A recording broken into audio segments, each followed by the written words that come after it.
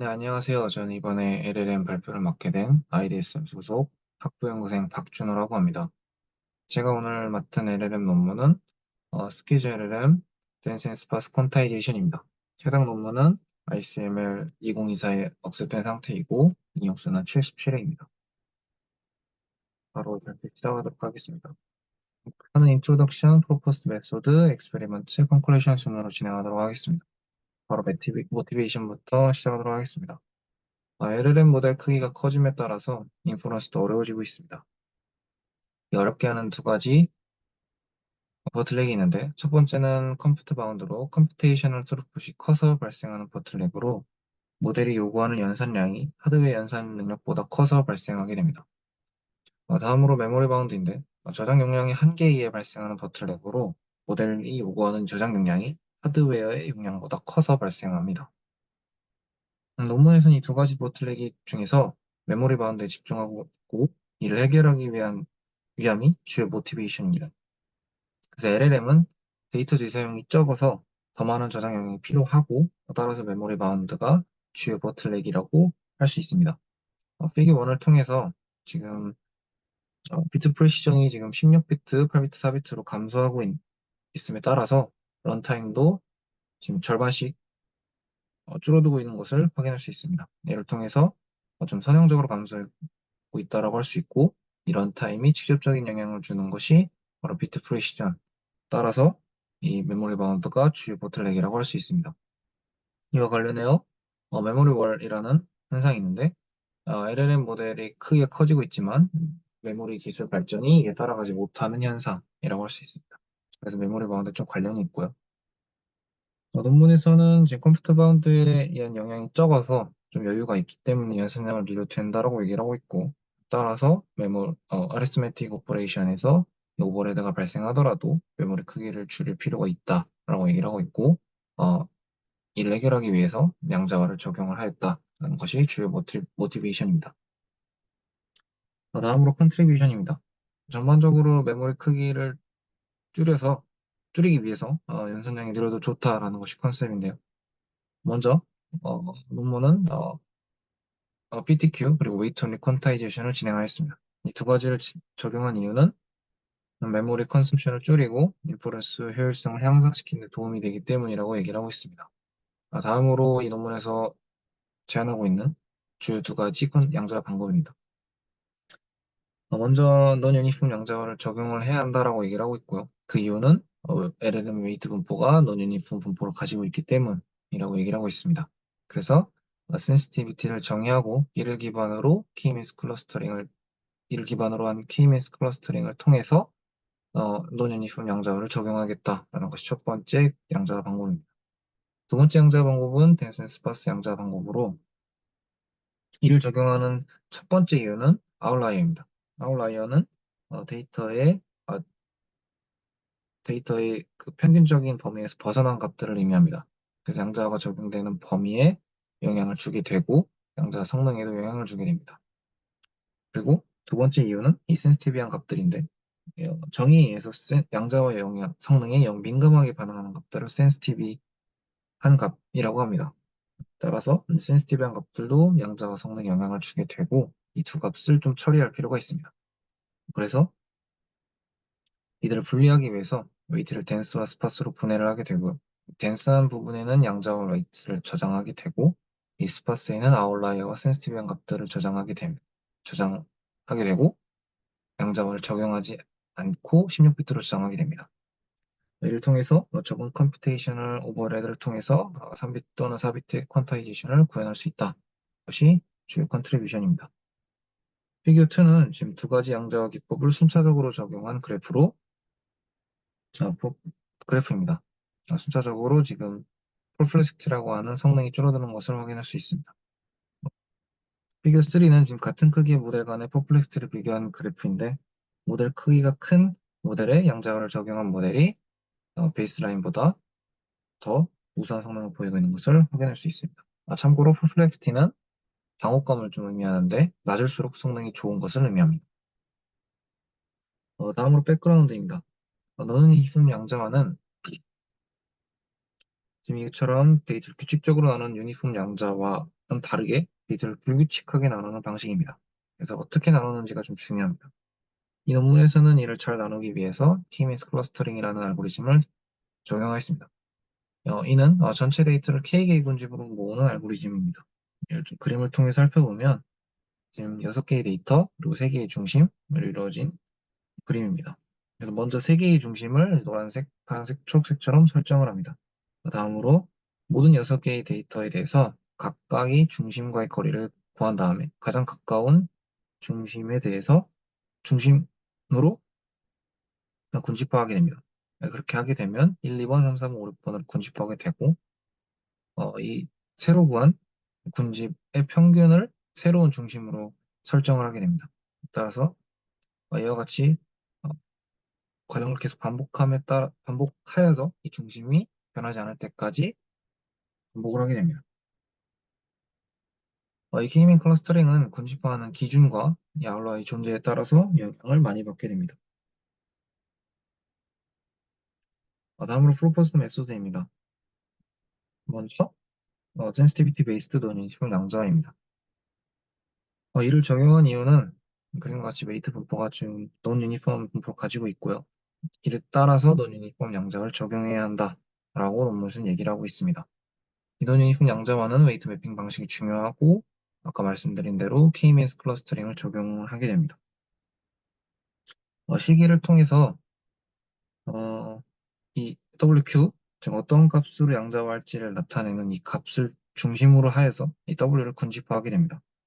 그래서 웨이트 퍼터베이션 W-WQ가 최소가 되도록 WQ를 계속 업데이트해 나가면서 이 값이 최소가 되도록 WQ를 결정하게 됩니다.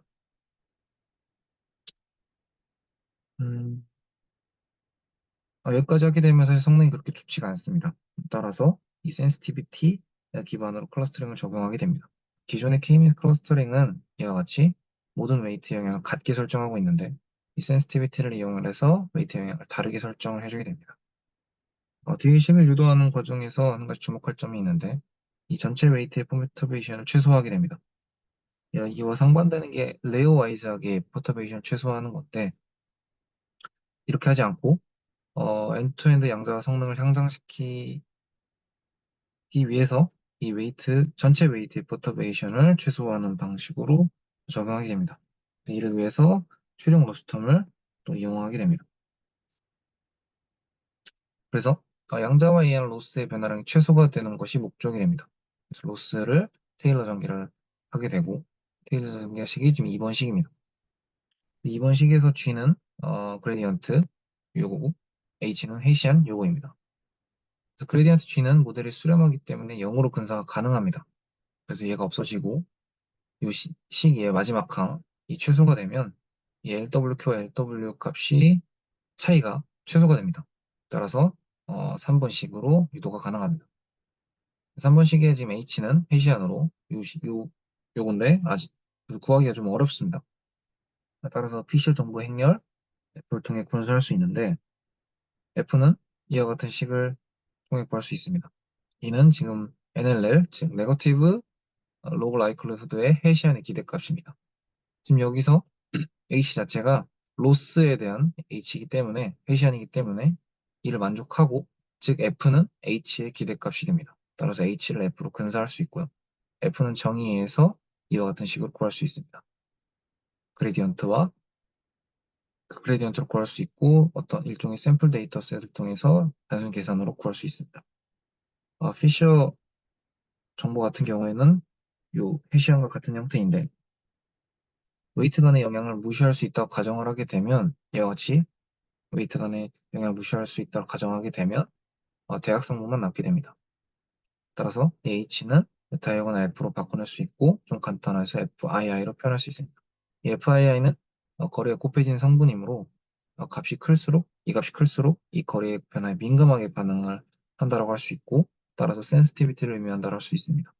센시티비티가 클수록 이 웨이트 퍼터베이션이 작아지도록 이 QWI, 즉 WQ를 결정하는 것이 최종 목표가 됩니다. 다음으로 댄스 앤 스포츠 양자화입니다. 먼저 웨이트 분포를 보시면 되는데 이 지금 이 그림을 보시면 이 중앙값의 99%에 해당하는 값이 전체의 10%의 존재를 한다고 얘기를 하고 있습니다. 이게 잘 표현해 놓은 그림이 요건데 99%에 해당하는 값이 전체의 10% 이내에 포함되어 있는 것을 확인할 수 있습니다. 그래서 99%에 들지 않은 0.1%의 아웃라인을 제외하게 되면 양자가 범위를 10분의 1로 줄일 수 있다는 것을 의미하기도 합니다. 따라서 이렇게 되면 양자가 성능도 향상을 시킬 수 있습니다. 그래서 웨이트를 덴스와 스파스한 부분으로 나누게 되고 이 스파스한 매트릭스에 아웃라이어를 포함시킵니다. 이 스파스한 매트릭스는 양자를 적용하지 않고 FP16을 유지합니다. 대신에 CSR 방법을 사용을 해서 압축을 하게 됩니다. 덴스 매트릭스는 이 아웃라이어를 제외한 웨이트를 저장하게 되고 제외했기 때문에 좁은 범위에 대해서 3비트 또는 4비트로 양자화가 가능합니다.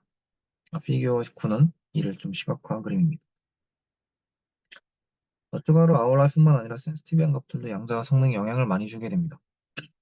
센시티비티가 클수록 웨이트 퍼터베이션이 작아지게 되고 이 클러스터 중심으로 센시티비 값이 치우치게 됩니다. 이렇게 되면 중심 여러 개가 뭉칠 수 있게 되기 때문에 좋지 않습니다. 따라서 센시티비한 값들도 스파스 매트릭스에 포함시키고 FP16으로 유지를 하게 됩니다. 최종적으로 덴스와 스파스를 적용하는 방법은 일단 웨이트 온리 양자화를 적용하기 때문에 액티베이션 벡터는 FP16으로 유지를 하게 됩니다. 다음 스파스 웨이트 매트릭스는 FP16으로 유지를 하는데 CSR 방법의 스파스 커널에 압축하여 저장을 하게 됩니다. 그래서 이 매트릭스를 저장하는 것이 아니라 0이 아닌 값 그리고 그 위치만을 저장하는 이 스파스 커널로 저장하게 됩니다. 다음으로 덴스 웨이트 매트릭스는 3비트 또는 4비트로 압축하게 됩니다. 3, 4비트 쿠다 베이스드 커널을 적용하게 되고 이 매트릭스는 3, 4비트의 인덱스를 저장을 하고 이 LUT에 저장된 FP16 값을 불러와서 계산하게 됩니다. 이 과정을 디퀀타이제이션이라고 부를 수 있습니다. 정리하면 스파스한 매트릭스 압축한 스파스 커널을 통해서 계산하는 값만을 가져온 후에 FP16 곱으로 진행하게 되고 덴스 매트릭스는 디퀀타이제이션 진행 후 FP16 곱으로 진행하게 됩니다. 그래서 실험 결과입니다. 먼저 라마 7빌리언 모델에 대해서 이 퍼플렉스티를 비교한 실험 결과입니다. 먼저 이 두 가지로 실험군을 나누게 되는데 이 부분은 아웃라이어 처리하지 않은 경우로 지금 덴스 온리 스키즈 LLM이 이 3비트 양자가 적용했을 때 C4 데이터셋에서 가장 낮은 퍼플렉스티를 7.75로 가장 낮은 퍼플렉스티를 본을 확인할 수 있고요. 다음으로 아웃라이어를 처리한 경우 이 스파스 스키즈 LLM은 똑같은 경우에 7.56으로 더 낮은 퍼플렉스티의 보임을 확인할 수 있습니다. 이와 같이 나눈 이유는 이 G128이라는 것이 그룹핑을 의미한 건데 사이즈 128로 그룹핑한 것을 의미하는데 그룹핑은 하게 되면 아웃라이어 영향을 약화시킬 수 있게 됩니다. 그래서 이 GPTQ와 AWQ에서는 이를 적용했다라고 하고 있고 이 방법들이 아웃라이어를 처리한 경우라고 할 수 있기 때문에 이와 같은 비교군으로 비교를 하게 되었습니다. 이 지금 3비트와 C4뿐만 아니라 이 위키텍스트2와 4비트에 대해서도 동일한 경향을 보이는 것을 확인할 수 있습니다. 오른쪽 그림은 지금 상대적인 모델 사이즈에 따라서 성능을 비교한 표로 가장 좋은 성능을 스키즈라인이 보인 것을 확인할 수 있습니다. 양자 성능을 높여서 베이스라인과 퍼플렉스티의 갭 차이를 좀 많이 줄였다는 것을 확인할 수 있습니다. 다음으로 이 비크녀 모델에 적용된 이 MMLU 정확도 확인입니다. MMLU라고 하는 것은 이와 같은 정의이고 MMLU는 전문 지식이나 문제풀이 능력을 평가하는 지표입니다. 그래서 비퀴니아 7빌리언 모델에서 이 3비트 양자를 적용한 결과 37.7%로 가장 높은 정확도를 보였고 베이스라인은 미치진 못했지만 메모리 양도 3.1GB로 크게 줄였다는 것을 확인할 수 있습니다. 4비트 양자화 같은 경우에는 39.4%로 오히려 베이스라인 띄워놓은 것을 확인할 수 있고 메모리 크기도 줄인 것을 확인할 수 있습니다. 그래서 전문 지식이나 문제풀이 능력을 요구하는 모델에서도 좋은 성능을 보인 것을 확인할 수 있습니다. 다음으로 레이턴시와 피크 메모리입니다. 라마 7 빌리언 모델에 대해서는 확인을 해보면, 댄스 온리 또 스키제리랑 같은 경우에는 레이턴시와 피크 메모리가 1.9초, 2.9GB로 이 베이스라인에 비해서 2분의 1, 절반 수준, 4분의 1 수준입니다. 그리고 또한 스파스 스키제리랑 같은 경우에는 각각 1.7초, 3.1GB로 이 댄스 온리에 비해서 13%, 7% 정도밖에 오르지 않은 것을 확인할 수 있습니다. 이는 적은 컴퓨테이션 오버헤드가 발생하고 하고 있지만 여전히 메모리를 많이 줄였고 성능도 어느 정도 올렸다는 것을 확인할 수 있습니다. 다음으로 클러스터링을 할 때 센시티비티를 적용한 것과 적용하지 않은 것을 비교한 성능을 비교한 건데, 센시티비티 적용했을 때 더 성능이 좋은 것을 확인할 수 있습니다. 다음으로 CSR을 처리하는 방법에 따른 성능 비교 실험인데요. 이를 통해서 지금 스파스 커널 분포인데 좀 언밸런스한 모습을 좀 확인할 수 있습니다. 그래서 기존의 방법인 스탠다드로 하게 되면 조금 이 값 처리들을 균형 잡히게 하지 못하기 때문에 지금 보시면 레이턴시가 베이스라인 1.5초인데 3.5초로 크게 차이가 나는 것을 확인할 수 있고, 이를 조금 균형 잡히게 하는 밸런스 방법을 적용하게 되면 1.7초로 많이 줄일 수 있는 것을 확인할 수 있습니다. 그래서 컴퓨테이셔널 오버헤드가 조금 발생하고 있지만 많이 줄였다라는 것을 보여주는 실험 결과입니다. 다음으로 센시티비티, 스파시티 레벨에 따른 실험 결과인데, 지금 실험 결과 스파시티가 0.05%를 넘어서기부터는 스파시티 게인, 이 차이가 감소하고 있는 것을 확인하였고, 따라서 0.05%를 센시티브 스파시티로 설정하게 됩니다. 다음으로 스키즈 LLM의 그룹핑을 적용한 실험인데, 그룹핑을 적용했을 때 오히려 더 좋지 않은 성능을 보이는 것을 확인할 수 있습니다. 그룹핑은 전에 말씀드렸다시피 아웃라이어를 직접적으로 해결하는 방법이 아닙니다. 따라서 또한 그룹별로 다루기 때문에 저장 용량에 상당한 오버헤드를 발생시키게 됩니다. 따라서 적용하지 않았을 때 더 좋은 성능을 보였고, 앞선 결과 실험에서도 그 스퀴즈 LLM에서는 그룹핑을 적용하지 않았습니다. 마지막으로 옵티메이션의 포터베이션 반영하는 방식에 따른 실험 결과인데, 아래는 지금 파이널 아웃풋, 즉 전체 포터베이션을 옵티마이제이션 한 결과이고, 위는 레이어 와이즈를 최소한 결과입니다.